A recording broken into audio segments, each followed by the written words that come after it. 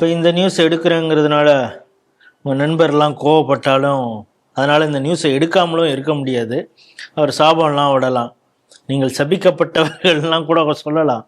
இருந்தாலும் அந்த செய்தியை எடுக்காமல் இருக்க முடியாதா?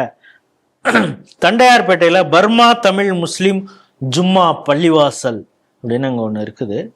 அங்கே வந்து என்னென்னா நிதி முறைகேடு நடந்திருக்குது.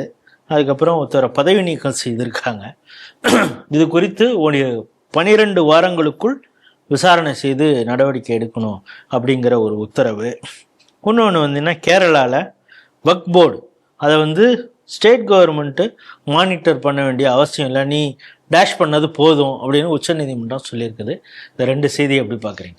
அது ரொம்ப நம்ம இது வரைக்கும் இந்து சமய அறநிலைத்துறையில் என்ன மோசடி நடக்குது அப்படிங்கிறத பேசி நம்ம மக்கள் முன்னாடி கொண்டு வரும்போது இதே நம்மளை வந்து பல பேர் என்ன நினைக்கிறான், நீ இஸ்லாமியர்களுக்கு எதிரானவன், நீங்கள் வந்து பொழுதேற்றும் இஸ்லாமியர்களை நோன்றி. நாம் இஸ்லாமியர்களை நோன்ற அதில் வந்து ஒரு விஷயம் லாஜிக்காக நம்ம பார்க்கணும். என்னன்னா, இஸ்லாமியன்கும் போது அவன் உலகளாவிய இதுக்கு போகிறான். அவன் நம்ம துணுக்கங்கும் போது அவன் லோக்கலைஸ்டாக நம்ம கூட ஐக்கியமானான். சரி, அதை உங்களுக்கு பிடிக்கல அப்படிங்கும்போது பரவாயில்ல, உங்களை வந்து உலகளாவிய தத்துவமாகவே பார்த்தா கூட அவங்களுக்கான பிரச்சனைங்கும் போதும் நம்மகிட்ட தான் பல இஸ்லாமியர்கள் வந்து அது அதிராம்பட்டினமாக இருக்கட்டும், இங்கே இதில் மெட்ராஸ் மயிலாப்பூராக இருக்கட்டும், இதில் ரிக்கி ஸ்ட்ரீட் அந்த இதில் இருக்கட்டும், திருவல்லிக்கேணியில் இருக்கக்கூடிய மசூதிகளாக இருக்கட்டும், அவங்க பல பேர் நம்மளுடைய உதவியை தான் நாடி. ஏன்னா நாம் வந்து கண்டிப்பாக அவங்களுக்கு எதிராக செயல்படலை, நம்ம அங்கே இருக்கக்கூடிய தவறுகளை தான் சுட்டி காட்டுறோம் அப்படிங்கிறத அவங்களும் உணர்ந்திருக்காங்க. இதில் கேரளாவில் ரொம்ப எவ்வளோ இந்த கேடுகட்ட பயலுக பாருங்கள். கம்யூனிஸ்டும் காங்கிரஸும் ஒரு வக்ஃப் போர்டுக்கு கமிட்டி கான்ஸ்டியூட் பண்ணோம்னா 9 பேர் உள்ள கமிட்டியில் 6 இஸ்லாமியர்களும் 2 நான் முஸ்லீமும் 1 ஷியா பிரிவு முஸ்லீமும் இருக்கணும்னு சொல்லி சட்டவிதி சொல்லுது. இந்த பயலுவை என்ன பண்றானுங்க, கம்யூனிஸ்ட் கவர்மெண்ட்லயும் சரி காங்கிரஸ் கவர்மெண்ட்லயும் சரி, இந்த பயலுவை 9 பேரையும் ஷியா இல்லாம இவனுங்களுக்கு இந்த எதுக்கு அந்த கான்ஸ்டியூஷன் இதை ஃபில்ஃபில் பண்ணாம 9 பேரையும் ஒரு சாரராகவே போட்டு போறான். அதுக்கு பிஜேபி சேர்ந்த ஷோ ஜார்ஜா ஏதோ ஒரு பேர், அவர் தான் என்ன பண்றாரு, ஒரு கேஸ் சுப்ரீம் கோர்ட்ல போய் ஃபைல் பண்றாரு. 9 பேரும் ஒரே மாதிரி போட்டு, இது அந்த ஜாதிக்குள்ளேயே, அங்க இஸ்லாமியர்களுக்குள்ள எங்களுக்குள் ஜாதி வேறுபாடுகள் இல்லை, இன்றைக்கு நீங்கள் ஜாதியில் இருந்தால் மாலை நீங்கள் ஆனால் நீங்கள் அனைவரும் சமம் அப்படின்னு சொல்லக்கூடியல தன்னி ஷியா மரைக்காயர் லப்பர் ராவுத்தர் அப்படின்னு ஊர்பட்ட ஜாதிகள் அங்கேயே. அதுல வந்து 70-80 ஜாதிகள் இருக்கு. அதுல ஒரு ஜாதியை ஏன்டா புறக்கணிக்கிற, ஏன்னா அவன் சப்ரஸர் ஜாதி, SUNNY நம்ம சொன்னாதான் வக்கரமா சொல்றோம்னு வெள்ளிக்கிழமை வெறியர்கள் நம்மளை பாஞ்சு தாக்குவாங்க. சுப்ரீம் கோர்ட்டுக்கு போன உடனே அங்க வந்து உச்ச நீதிமன்ற தலைமை நீதிபதி தலைமையில கூடிய கமிட்டியானது என்ன சொல்லுதுன்னா, நீ செய்யறது அராஜகம், அன்கான்ஸ்டியூஷனல், அதனால நீ இந்த இனிமே எந்த முடிவும் நீ எடுக்காத அப்படின்னு சொல்லி அவனை கூப்பிட்டு ஓங்கி செவில்ல கோட்டடின்னு சொல்லுவாங்கல்ல, கோட்டடி அடிச்சு அவனை திருப்பி அனுப்புது. இந்த பயில லோக்கலா எப்படி செயல்படுறானுங்கன்னா, அது என் இடம், குருவாயூர் கோவில் என்னோட இடம், திருவனந்தபுரம் அனந்த பத்மநாப சாமி கோவில் நாங்க உங்களுக்கு விட்டு கொடுத்துட்டோம், இந்த லெவல்ல தான் அங்கேயும் பண்றதுனால மகாதேவர் கோவில் அங்க தாயா பிள்ளையா பழகினதுனால உங்களுக்கு கொடுத்துருக்கோம். கேரளான் பெருமான் மசூதியே கட்டி கொடுத்துட்டாரு. எப்படா கட்டினார்? 1400 வருஷம் முன்னாடி. இந்த துலுக்க மதம் தோன்றிய 1400 வருஷம். அங்கிருந்து இவர் இருக்கும் போதே இந்த ஜிப்ரில் சந்திரன் நிலா 2ஆ பிளந்தது. எதிராக 2ஆ பிளந்ததுன்னு நம்மளும் தீக்கா மாதிரி கேட்கணும்னா எவ்வளவு நேரம் ஆகும். ஆனா நம்ம வீரத்துறவி அப்படியா நம்மளை வளர்த்திருக்காரு, நம்ம அப்படி இது பண்ணல.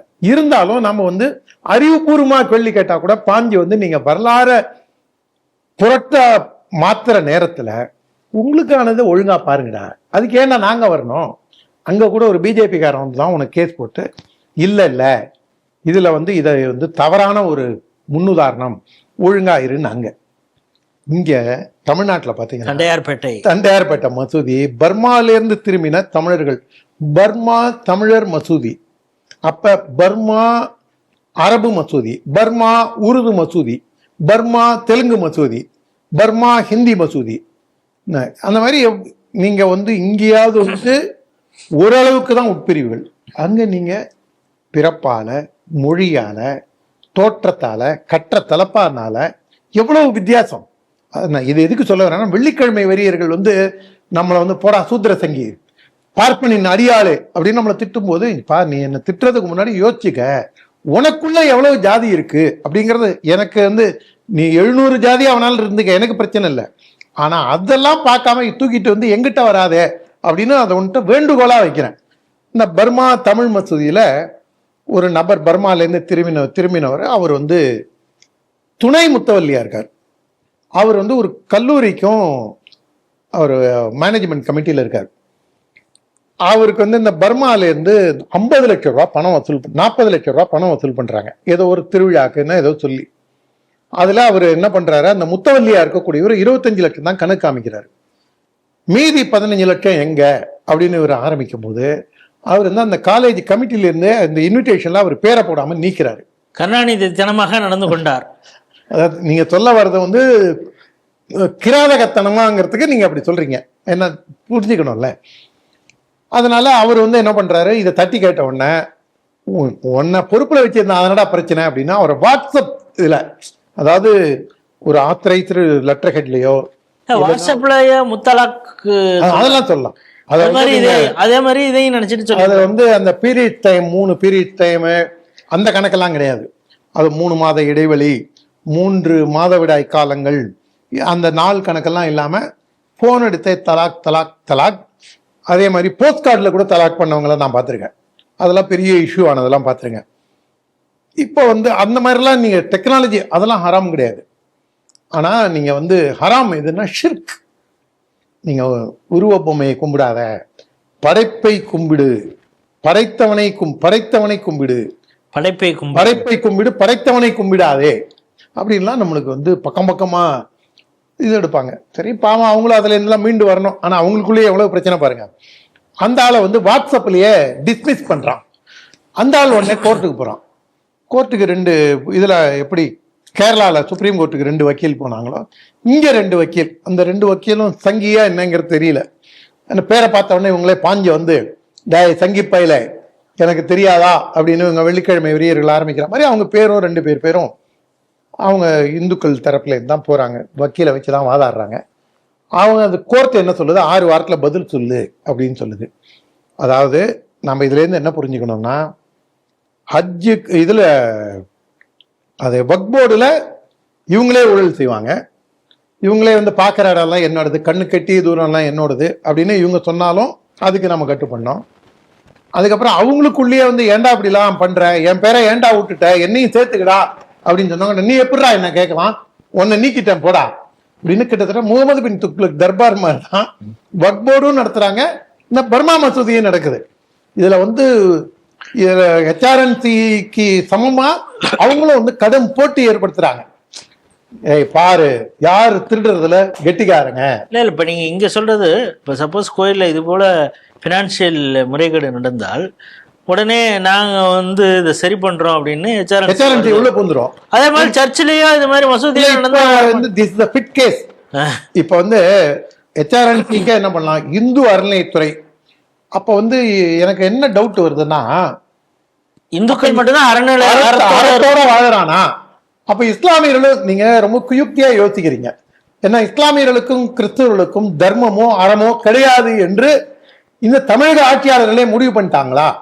இதை வந்து வெள்ளிக்கிழமை வெறியர்களும் பால் பவுடர் தான் இதுக்கு பதில் சொல்லணும். கமெண்ட்ல வந்து எப்படியும் வண்டியா திட்ட போறாங்க, பரவாயில்ல என்ன வேணா திட்டிக்கா, ஆனா பதில் சொல்லிட்டு திட்டு. நீ ஏசு, நீ என்ன வேணா பில்த்தியா பேசு, பிரச்சனையே கிடையாது எங்களுக்கு. நான் அதெல்லாம் அறிவிப்பாவே பார்க்க மாட்டேன், கடந்து போவேன். ஆனா இதுக்கான நீ பதில் சொல்லு. உங்களுக்கு அறம் இல்லை என்று தமிழக ஆட்சியாளர்கள் நினைக்கின்றார்களா? நீங்கள் அறமே இல்லாத வாழ்க்கை வாழ்கின்றீர்கள், தர்மத்திற்கும் உங்களுக்கு சம்பந்தம் இல்லைன்னு சொல்றாங்களா அப்படிங்கிறதுக்கு மட்டும் பதில சொல்லு. நான் வேற எதுவும் கேட்கல. அதே நேரத்துல அரசாங்கம் என்ன பண்ணோம், இந்த மாதிரி தவறுகள் வரும்போது நாங்க இதுக்கு வந்து ஒரு ஸ்பெஷல் ஆபீசர் போட்டு நாங்க கண்காணிக்கிறோம். அது சர்ச்சில் பிரச்சனை வந்தாலும் சரி, மசூதியில பிரச்சனை வந்தாலும் சரி, நாங்க டேக் ஓவர் பண்ணி நாங்க வந்து கம்ப்ளீட் அட்மினிஸ்ட்ரேஷன் டேக் ஓவர் பண்ணிக்கிறோம். இந்த 5 வேளை தொழுகை எப்ப, அதுக்கப்புறம் என்னைக்கு அந்த இது ஜும்மா தொழுகை எப்ப, அதுல என்ன பயான் கொடுக்கறது, அதெல்லாமும் வந்து அந்த இவரு முடிவு பண்ணுவார். அந்த ஸ்பெஷல் ஆபீசர் வர்றாரு இல்லையா, நான் எப்படி நீ வந்து கோவிலுக்கான இது இருப்பதும் போது அது நியாயங்கிறீங்களோ அதே மாதிரி இங்க எளியவன் ஸ்ரீரங்கத்துல உட்காந்துட்டு ஜேசி முடிவு பண்றாரு எவ்வளவு பூஜைகள் நடத்தணும், என்ன எந்த பாட்டை மிஸ் பண்ணணும், ஏன்னா கூட்டம் வருது அதை அட்ஜஸ்ட் பண்றது கலெக்ஷன் முக்கியம் இல்ல. அதே நேரத்துல வந்து நீங்க வந்து எந்தெந்த திருவிழாலாம் என்னைக்கு நடத்தணும், அது வந்து அண்ணா பிறந்த நாளைக்கு சோறு பண்ணும், கலைஞர் இதுக்கு அந்த ஒரு இது ஒண்ணு 100ஆண்டு விழா அப்படின்னு அதை இன்னி வரைக்கும் அந்த பயல ஒழிக்கவே இல்லை. அது அப்படியே அந்த கலைஞர் 100ஆண்டுங்கிற அந்த எம்பளம் இன்னும் தொடருதுன்னு நினைக்கிறேன். இன்னைக்கு ஏதோ போன்ல பேசுறப்ப ராமரவிக்குமார் ஒரு விஷயம் சொன்னாரு, அதிர்ச்சியாக இருந்தது. தேச மங்கையர்க்கரசி சொற்பொழிவுக்கு என்னைக்கு டைம் கிடைக்குமோ அதுக்கு தகுந்த மாதிரிலாம் திருவிழாவெல்லாம் மாத்தி வச்சிருக்காங்க அப்படிங்கிற தகவல். இந்த அளவுக்கு ஒரு நிறைய அதிகாரத்தை கையில் எடுத்துக்கக்கூடிய தமிழக அரசு அவங்கள்ட்டையும் பண்ணோம் இல்லையா? ஏன்னா அவனுடைய பிறப்பால் நம்மளுடைய தொப்புள் கூடிய உறவுங்க. அவன் யாருங்க? அவன் ஏதாவது பிரச்சனை ரோஸ் மில்க் கொடுக்குறான். ரோஸ் மில்க் நம்மளுக்கு வந்து திருவிழாங்கும் போது ஒரு என்டர்டைனரா வந்து ரோஸ் மில்க் கொடுக்குறான். தாயா பிள்ளையா பழகணுங்கிறான், மாமா மச்சானா பழகணுங்கிறான், அண்ணன் தம்பியா பழகணும்ன்றான், பிரியாணி தருவேன்றான். இப்படிலாம் இருக்கக்கூடிய என்னுடைய சகோதரன் நான் எப்படிங்க அவன் துன்பத்தில் இருக்கும்போது நான் எப்படிங்க இது பண்ண முடியும்? பாரதியே சொல்லியிருக்கான், சொந்த சகோதரன் துன்பத்தில் இருக்கும்போது நீ வந்து உடனே ஓடி வரணும்னு. அந்த மாதிரிதான் நம்ம எப்படி வேட்டியை வந்து போச்சுன்னா நம்ம கை உடனே இது பண்ணுதோ, நாமளும் அந்த மாதிரி தமிழக அரசுக்கு கோரிக்கை வைக்கும் போது இந்த மாதிரி பர்மாவிலேருந்து வந்த தமிழன்காவும் அவனுக்கு ஒரு இழுக்கு நடந்திருக்கு, அவனை ஒரு பொறுப்பு விட்டு எடுத்திருக்காங்கும் போது அவனுக்கு நியாயம் கிடைக்கணுமா இல்லையா? அதுக்காக தமிழக அரசு இதுல தலையிடணும். அதே நேரத்துல இதுக்குள்ள இருக்கக்கூடிய இந்த வக்போர்டு செய்யக்கூடிய அடாவடித்தனங்களை கோர்ட்டு பார்க்குது. இவங்க செய்யக்கூடிய அங்க வந்து உச்ச நீதிமன்றம், இங்க உயர் நீதிமன்றம். அதனால இதெல்லாமும் வந்து தமிழக அரசு எந்த அளவுக்கு எடுத்து செய்ய முடியறதுக்கான வாய்ப்புகள் இருக்குங்கிறத கன்சிடர் பண்ணணுங்கிறதா நம்மளுடைய வேண்டுகோள்.